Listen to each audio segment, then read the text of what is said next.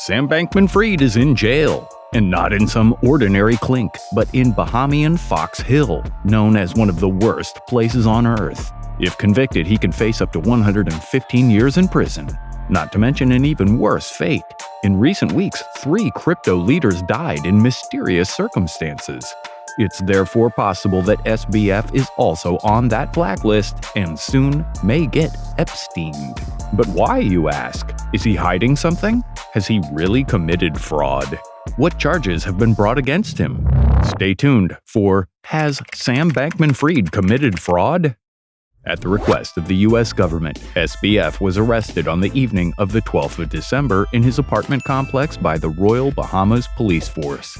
His lawyers sought his release on $250,000 in bail, but a Bahamian judge denied it, fearing that Bankman will immediately leave the country after he gets out. His extradition to the United States is planned for February of the coming year.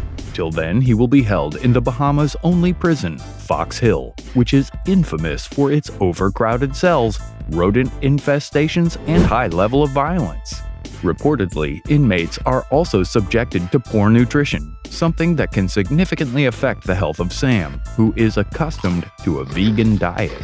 He initially will be kept in sickbay before the Bahamian officials determine the best place for him. And now it gets really interesting. Upper Echelon posted recently a video in which he noticed that on November 10, 2022, FTX began to facilitate withdrawals of Bahamian funds, despite country officials ordering no such actions. When asked why, Bankman gave a lengthy response in which, among other things, he said, "You do not want to be in the country with a lot of angry people in it." What's really interesting, some time ago, 3 crypto leaders died within weeks of each other. Vyacheslav Taran was the victim of a helicopter crash in Monaco. Antian Kulander died in his sleep with no reports of previous health issues. And Nikolai Mushegin drowned in Puerto Rico just a few hours after releasing a mysterious tweet in which he stated, CIA and Mossad and pedo elite are running some kind of sex trafficking entrapment blackmail ring out of Puerto Rico and Caribbean islands. They're going to frame me with a laptop planted by my ex-girlfriend who is a spy. They will torture me to death. If these deaths are somehow connected, it's not out of the question that Bankman's life may also be in danger. So what did SBF do that put him in this situation? Well, there are 8 charges issued by the U.S. Justice Department.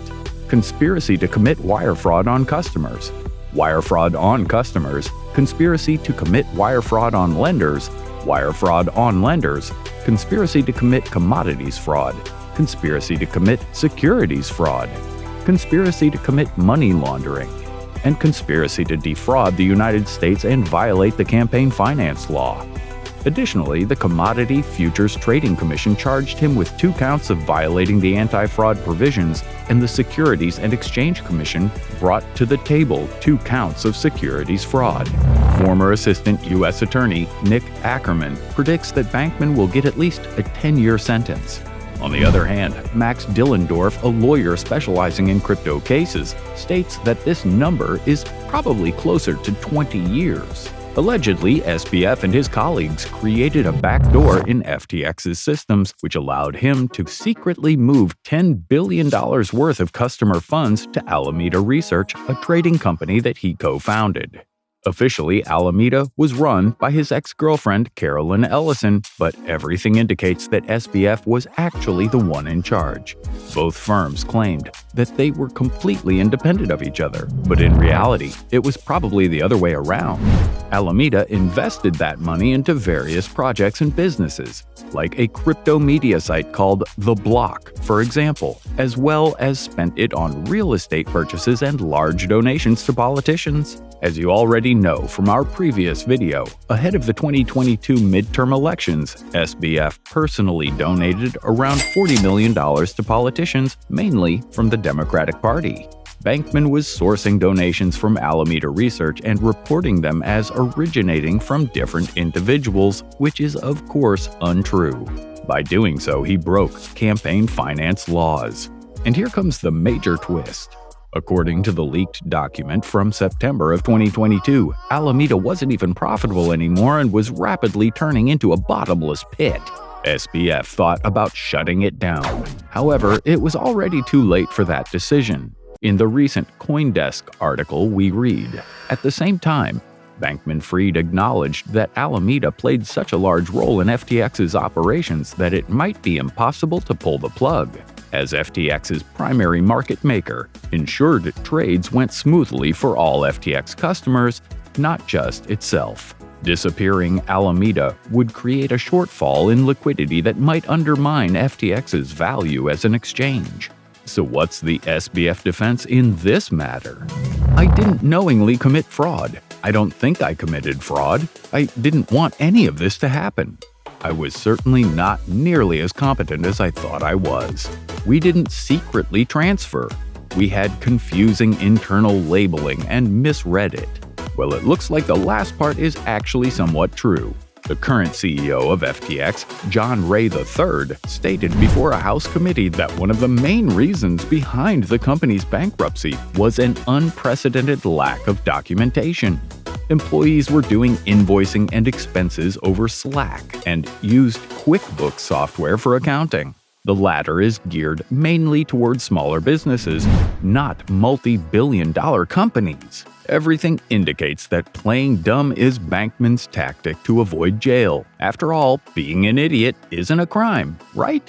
That's why, in his version of the story, he portrays himself and his employees as a bunch of stupid kids who somehow miscalculated billions of dollars.